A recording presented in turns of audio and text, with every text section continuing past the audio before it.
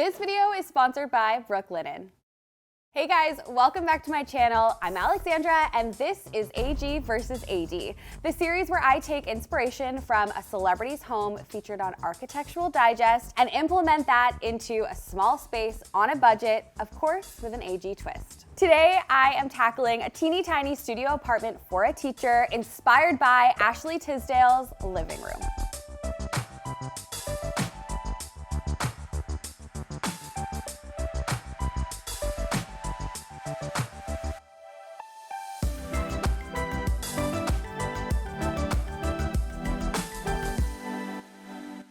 Today I am helping Kristen, who is a teacher in Toronto. She lives in a tiny studio apartment and she is really drawn to Ashley Tisdale's style, specifically her living room style. Let's hop on a call with Kristen to get to know her, her space, and what she's looking for. Hi, Nice to meet you. yeah, it's so great to chat with you today. First of all, congrats on winning a makeover with us. I'm so excited to make over your space. Yeah, I'm really excited too. Would just love to, I guess, first ask what is working for your space and what's not working for your space. It's more spacious than I thought it would be. Like, I guess this is my first time living in a studio apartment, and someone in my life did mention when I moved in, it's like a dorm.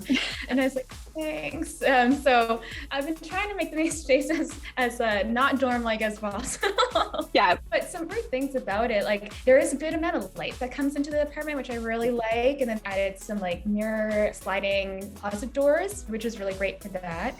Right next to the bathroom, there's like another like closet.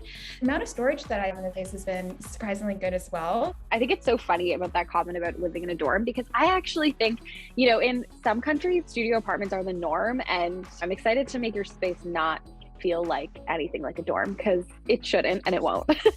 What are you struggling with in your space? So I've been here about a month and a half, and my whole thing in terms of furniture and stuff has been if a piece can serve a purpose, might as well keep it. Got it. But then what I've ended up with, it's like an old futon back here that doesn't really have any back support, so it's not really a great sofa. A bed frame that holds the mattress that I have, but is actually not the right size. It's too big. Does what it's supposed to do, but you know, I didn't have a desk that was small enough for the space. So I was like, well, let's create a desk. So I had some nightstands and I like put some like old shelving board on it and it works. I admire the DIY skill and the trying to make it work. I really do admire that. Because some of the furniture and stuff I have is a little bit limiting. I just feel like it limits how I can use the space. Got it. So it's like not comfortable. Yeah. Do you feel like when you come home, you are like happy to be home, like excited to be home? Or is it just like, you're like, I'm not going to be comfortable sitting on this futon sofa. So I come home and I'm not sure where to go or what to do. It's like, I don't really want to sit here early to sit on my bed. do you host at all? Like, do you have people over, or is it mostly just a place for you to really relax, really unwind? I think it's mostly for me to unwind and a space for me to use. Just being able to have a place where I can be productive if I need to be, but I can really relax. So you need the desk still. Yeah. Got it. Let's move on to your inspiration. I know you submitted Ashley Tisdale's space. Tell me a bit about why you're drawn to her space and like what elements in her home tour you're drawn to. I really like how her space is like really neutral, but then has interesting pieces. Like she has some really cool like textures in some of her furniture, but also like shapes and even like just like some woodsy elements here and there. And that's stuff that's really nice. Like I like the feeling that I get when I see the space. Like it's like, oh, it feels like a calm space. It feels like a warm space. This is all really great information. Do you have any questions for me before I start planning and designing? I've just been so like amazed at all the things that you've done in the past. So I just know you're going to do such a wonderful job, and I'm just so excited for what is to come. So thank you so much. That's so nice. I am also really excited. I feel like I really have a clear understanding of the style you like and the things you're drawn to. That sounds great. Okay. Thanks so much. Bye.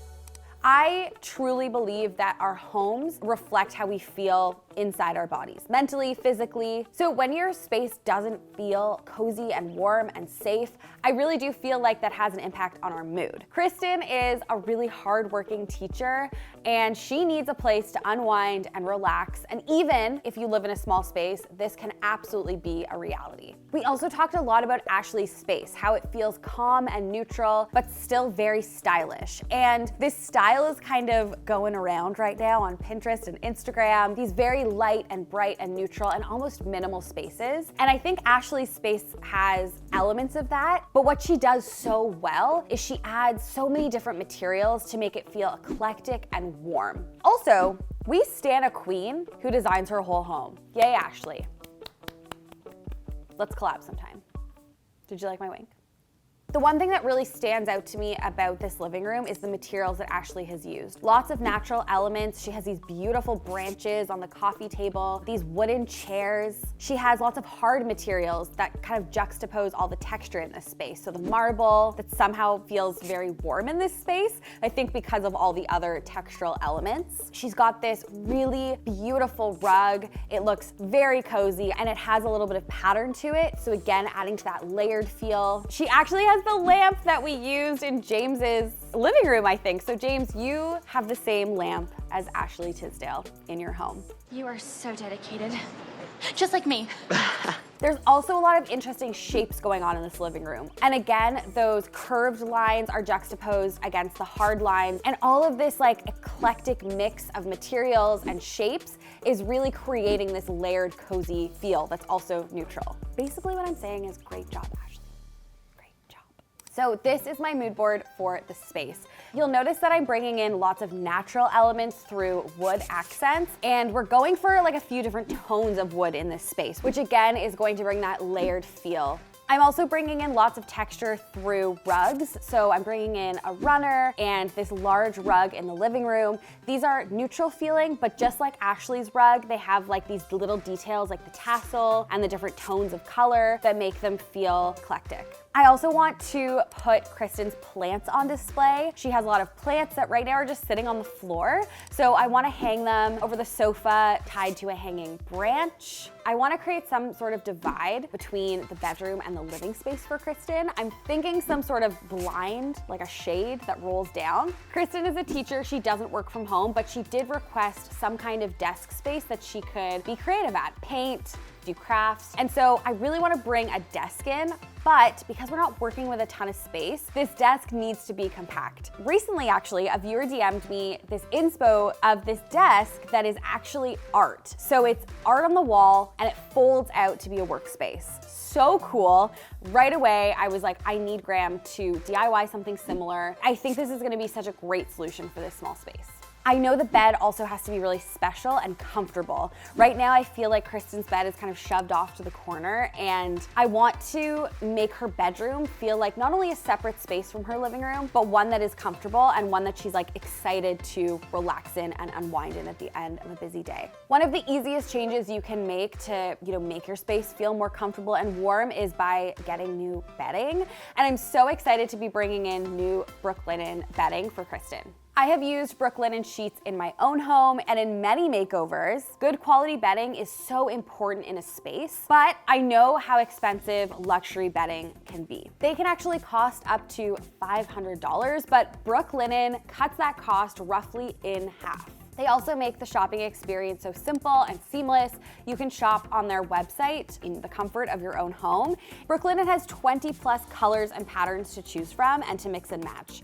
You can also see that their website has 100,000 plus 5-star reviews, more than any online bedding company. Brooklinen kindly sent Kristen their hardcore sheet bundle, which includes a core sheet set, extra pillowcases, and a duvet cover. Noah and I have these sheets. We use them, we love them, and I can attest to the fact that they keep you cool all throughout the night. Right now, Brooklinen is having their Black Friday sale. It's their biggest sale of the year, so make sure you click the link in my description box below until the end of the month. So we're starting the makeover process, and Graham is heading over to Kristen's by himself to start building the bed.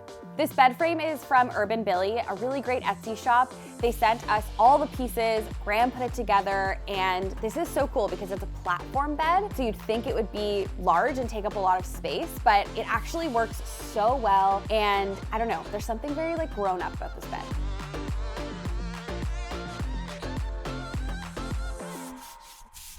Good morning, everyone. It is prep day. I'm so excited to be here. Graham was here yesterday, as you guys saw. He built the bed. So now the team and I are just gonna start unboxing all of our furniture. Today we've got Graham, Hi. Alana, and Amanda. Hi. I always say this like no one knows that this is the makeover crew. Today we've got the same people we have every week. Let's do the unboxing. No, you're not hanging your phone. What? Yeah. Why are we not catching this? Okay. We can play videos.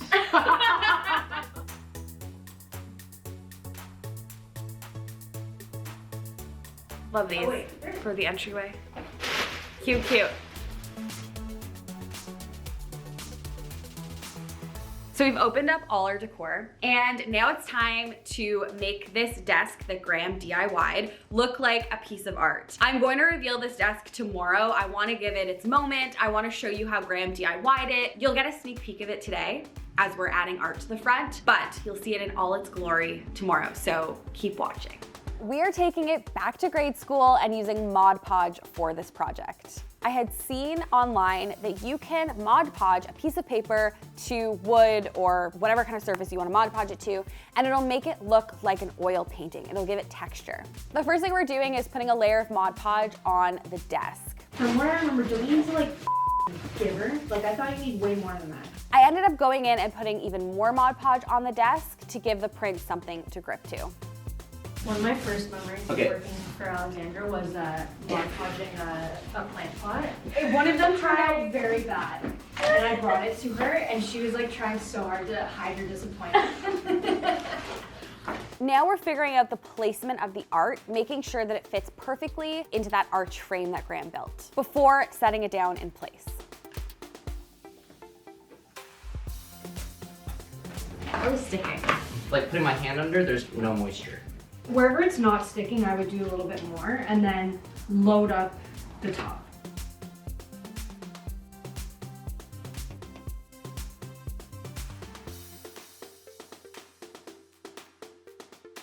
Next, I'm going into the top of the print with Mod Podge to seal the print and make it look like it was always on this piece of arched wood, basically. Next, we're cutting the excess. We're cutting it into an arch so that the edges are sealed down as well.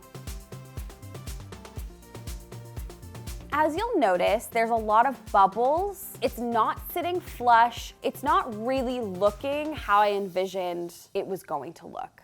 This right here is how we wanted the paper to stick to the wood. It almost looks like it's painted on, has a bit of texture from the glue. And then this side is what we didn't want to happen, which is bubbling, wrinkling. It doesn't look smooth. So we're trying to problem solve that. I think we need to take it off. If we take this off, obviously it's gonna be trashed. It's gonna be like ripped and stuff. Yeah. But we can clean up the residue with water. That's what I'm Put another print on, but maybe use a different glue. I don't think it's the glue that's the problem. I think it's the thickness of the print. Unless you think there's a way to salvage this and get rid of these bubbles. Because like this is like perfect. So we are now going into problem solving mode, trying everything we can to make this work. Because this is the only art print we have. Just want to say good luck to Alexandra going through this footage. I apologize, it's a disaster. We used our hands to help get rid of the bubbles. We tried to poke the bubbles with a knife to get rid of them. We're trying more glue.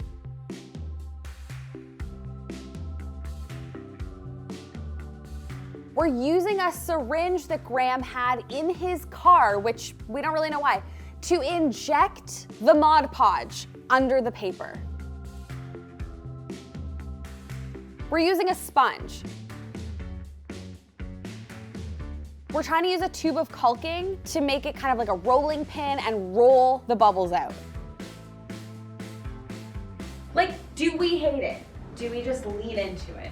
Roll the camera to when I said, what did I say again? From what I remember, do we need to like giver? Like, I thought you need way more than that. I also think we should have had it before.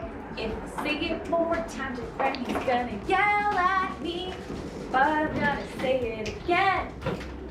You guys, I can't film near the window, so dance over here. I might just have to say it again. It's looking better than it was. And I actually think if we didn't show all this process on camera, people might be like, oh, it's cute. Do you think it looks kind of like try the water. Vintage? No, Alexandra, you will not convince any of us that these crinkles are the moment. Look at it. Crinkle McGee. Sorry guys, I really thought it was gonna work. It definitely is stuck on there. It's stuck. This is not what I want. This is not what I planned. I think we should make tiny slits where the big bubbles are. And then I think we should go in with the glue because the Mod Podge like seals it. And so it'll look textured in the right way if we cut it and then seal it. I love you, but it looks like wrong. Really wrong. Guys, I'm so hopeful. Really? I'm not.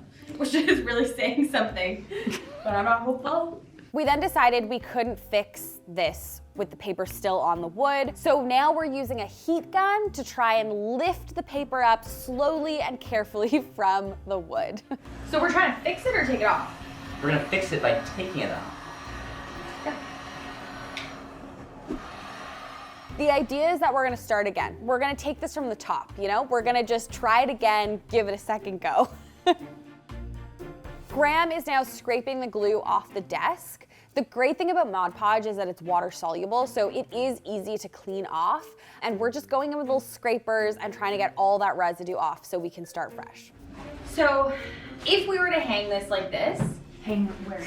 Just if you were to hang this picture up, would it look good? Yeah. I then decided, actually, maybe it would be a great idea to make this like an art project, Picasso, I love it, and cut the art print up and like maybe just like make it like an interesting like, you know, piece of art and like have like the girl off to the side and then like the wood peeking through, you know, I was trying. I was really trying. Don't you think? I was trying. Okay, but come on, my thought process was like solid. It does look like E.T. I know. What if we just leave it blank? Do the cabinet on the wall, frame it, and be like, people, it didn't work. It just doesn't seem right. After about 2 hours, we have a cut up piece of art that is crinkled, wrinkled, ripped. So we decided it was time to go in a different direction. Alana is heading to our local paper store and she's actually getting a piece of wrapping paper. Funnily enough, this was one of my OG ideas before we even decided to call it an art print because it's really budget friendly and accessible for anyone to do. Wrapping paper like this is under $10 a sheet. It's much more expensive than buying, you know, that glossy kind of thin wrapping paper. This is like luxury wrapping paper, but it's really great to use to Mod Podge. We are also using paper adhesive instead of Mod Podge. This was at the paper store. It's like for thin, fine paper. So we're putting a coat of adhesive on the wood. More. As you can see, Graham and I are just treating this like we would treat a wall that we're putting wallpaper on. We're going slowly, just like smoothing it down. There are a couple wrinkles in the paper, but not as bad as the other art print. And I really think that this paper is what is working because it's thin. So first mistake, I think we used paper that was too thick. I think that art print was just really, really thick. Second mistake, we didn't put enough glue. Third mistake, we didn't use a busy pattern, and I think that's really helping covering any imperfections. So yes, it's not like the beautiful art print that we originally thought we were gonna use, but good job team, at problem solving.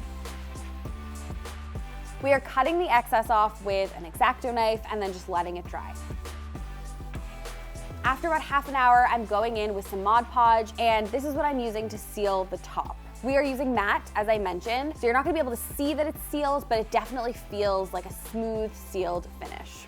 This looks really great, and I kind of can't believe we turned this around.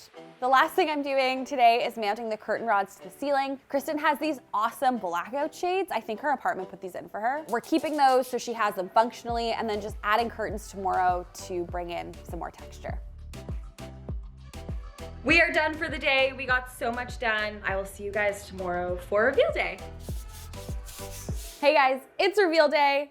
So excited to get started. I'm gonna work on the bedroom area, which is this side of the room. So I'm gonna place the bed that Graham built a couple days ago and hang some art and some lights and all the things.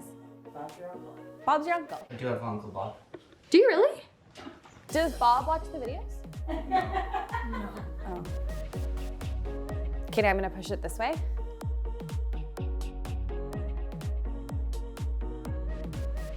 We're gonna use these as the wall sconces. They're really cool. They like hang off of these little brackets like this. So these are hardwired. I'm gonna do my trick where I use puck lights because I don't want the cords dangling down. There's also only one plug behind the bed. So the first thing I'm doing is trimming some of the wire. You could cut the wire off entirely, but we aren't, so that Kristen can hardwire these down the line if she wants to.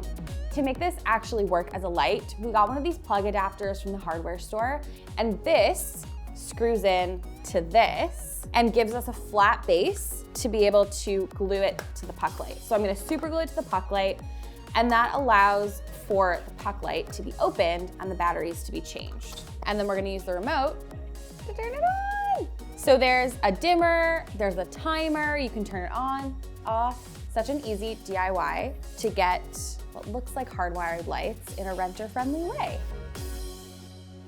I really wanted to create a divide between the living room and the sleeping area. What I'm gonna do is hang some blinds. We thrifted these, really inexpensive. She can like put them up when she wants this all to be open, and then she can put them down when she's sleeping. Before I do that, I'm gonna bring in a side table. We might actually be switching the side table later on in the makeover, but I'm gonna bring this in just as like a placeholder so we can see where the curtains fall. The cool thing about this side table is that it can sit like this, or it can sit like this and go over her bed. There is a base to this bed, but if your bed is all open, this would theoretically slide underneath and act as like a little work table. So I'm gonna place this here for now, and then I'm gonna hang the curtains. These blinds were never meant to go all the way down to the floor. I guess you could if you wanted to. Those would be a lot more expensive, but the idea here is just to create a decorative visual divide. Yeah. Okay, are you ready, Carla? Oh my gosh. And then they just easily pop up like this. Like, how freaking cool is this room divider? Are we innovators? Yes.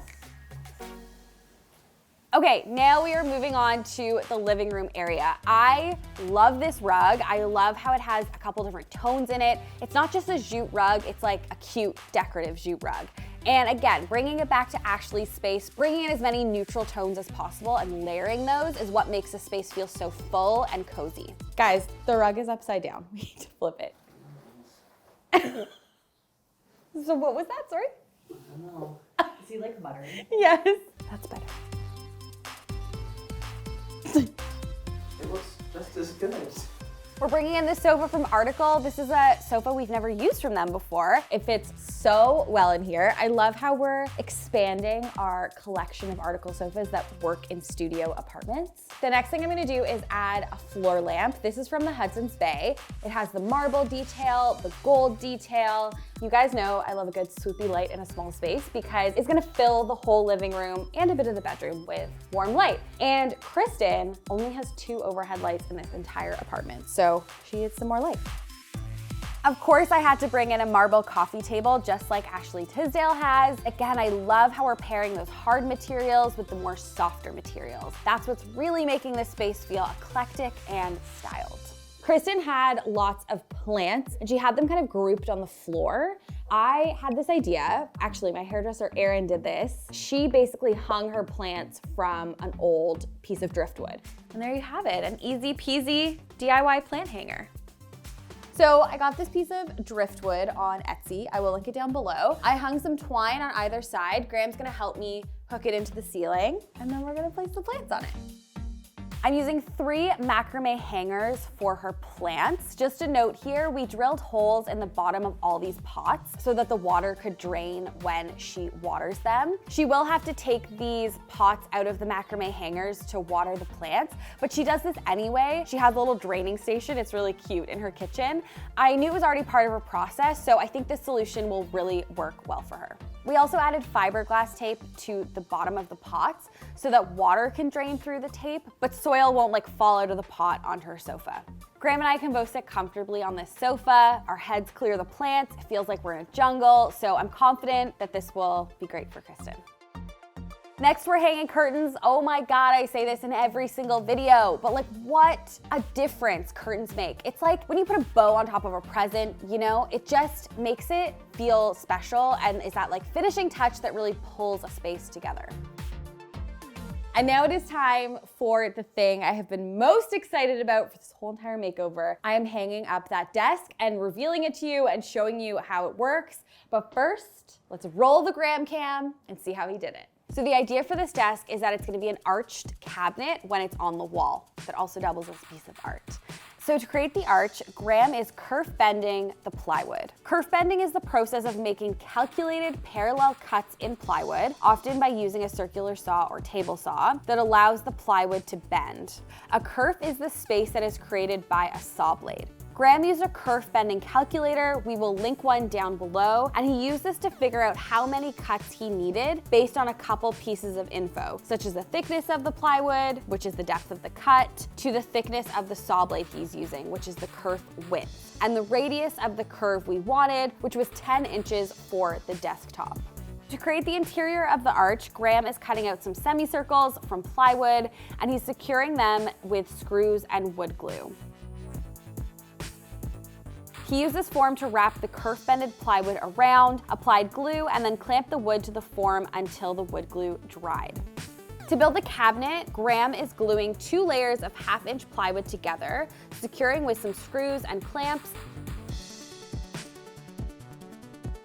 And he's hiding any holes and inconsistencies in the plywood with wood filler. Next, Graham is cutting out the same shape of the desk for the back piece using some leftover hardboard.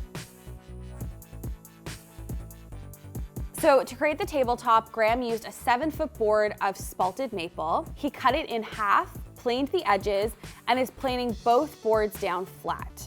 He is then gluing them together. You would not even know that these 2 pieces of wood are glued together because he planed them.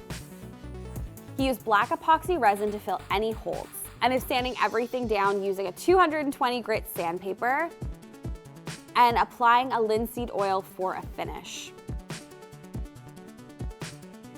Because we want this to look like a piece of art, Graham needs to build a frame. So for the frame, Graham is tracing an arch shape of the cabinet onto a 3/4 inch piece of plywood and is cutting out the shape from a single piece to make it super strong. He used a router with a shaping bit to create an art frame-like appearance. This is giving it that kind of beveled look. Now Graham is applying 2 coats of shellac-based primer to the unit and is painting 3 coats of Simply White by Benjamin Moore. Finally, and this is one of the coolest parts in my opinion, he's adding a hinge and a magnet so the desk opens and then shuts and clicks into place. Because Kristen doesn't work from home, I really felt like this was the perfect solution. She can admire this as an art piece when not in use, then she can pull out the desk when she needs it to craft. It's just like the coolest piece. Now that you've seen how this desk was made, I want to show you how it works. This is it closed. You think it's a piece of art, right? Ready? Unbelievable. So not only does Kristen now have an actual workspace, but folds up when it's not in use and becomes a flippin' piece of art. That is crazy impressive, I'm not gonna lie. This chair is from Article, and this is gonna be Kristen's desk chair. Cute. She can do her art here, she can do some work. But the cool thing about this chair and why we chose to go with this one is because it also doubles as a lounge chair. So when this is folded up, Kristen can move it here So remember earlier on in the video, I said I might switch the side table out? Well, I have two options. This one just like wasn't giving, you know? It's great if you have a space for it to tuck underneath your bed, but because there's a base there, it doesn't function the way it should. So, first one. Okay, I like how it's another wood tone in here, but I'm worried it feels a little too rustic. We do have another option with marble, similar to the coffee table. I really like this. It feels more modern. Here's what we're gonna do. We're gonna leave this one here. I'm gonna dress the whole room, and then last minute, I have two other side tables to choose from if this one just doesn't feel right. Now it's time to make the bed with those gorgeous Brooklinen sheets.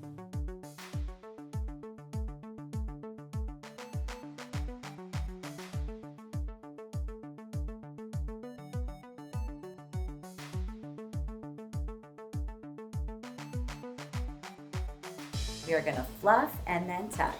And fluff and tuck. And fluff, And tuck. fluff away. I'm gonna finish styling this bed at the end with all those beautiful finishing touches we have, but for now, it's looking super cozy. Now I'm hanging this mirror by the entryway. This is from IKEA. It's so cute, it looks like a vintage shell. It's adorable. And finally in the entryway, I'm hanging these really beautiful hooks and a cute little arched doormat.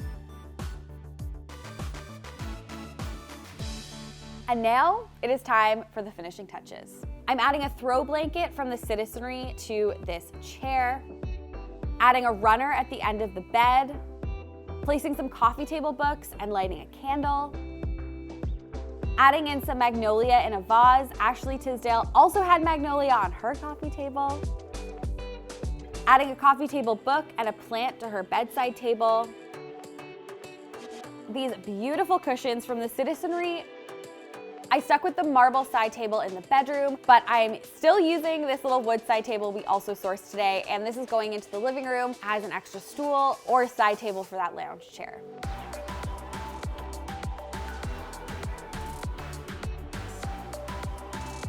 Okay, it's time to bring Kristen in for the reveal. Close your eyes. Okay. So one of the things that struck me the most about our conversation was you said to me, you don't even like coming home. It's not comfortable, it's not warm. So my goal here was really to make it the warmest, comfiest place in the city of Toronto. Can you walk me through what your space looked like before? Yeah, it was full of a lot of mismatched old furniture that I'd been taking with me from apartment to apartment, and it wasn't really a cohesive space or a comfy one. Yeah. Okay, on the count of 3, you ready? 1, 2, 3. Oh my goodness!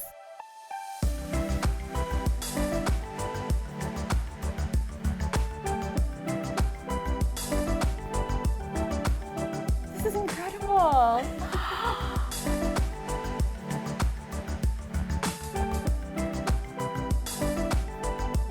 This is so cute. It's got that woodsy feel, and it's like it feels natural. And Totally.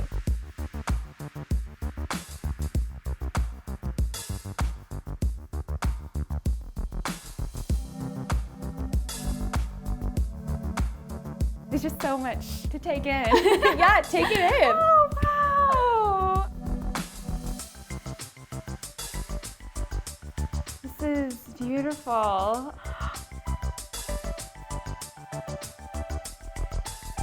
Wow. And the plants.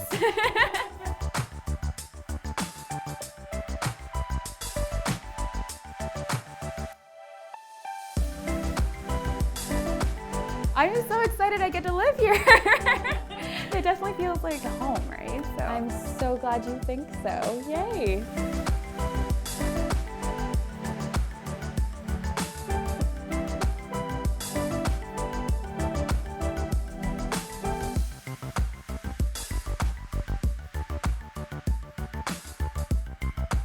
wow. This is so amazing. Like, this piece is so cool. Isn't it cool? Thank you so much. You're welcome. Oh my goodness. I'm so glad you're happy with it. Yay! Thanks again to Brooklinen for sponsoring this video. Remember to click the link in my description box to get that discount until the end of the month. And as always, I will see you guys next time. Bye. We're gonna try and stack some stuff on it. It's like how much, 60, 70 pounds? I would say this is like 70 pounds. And you're, okay. Do it. Do it. Okay, wait.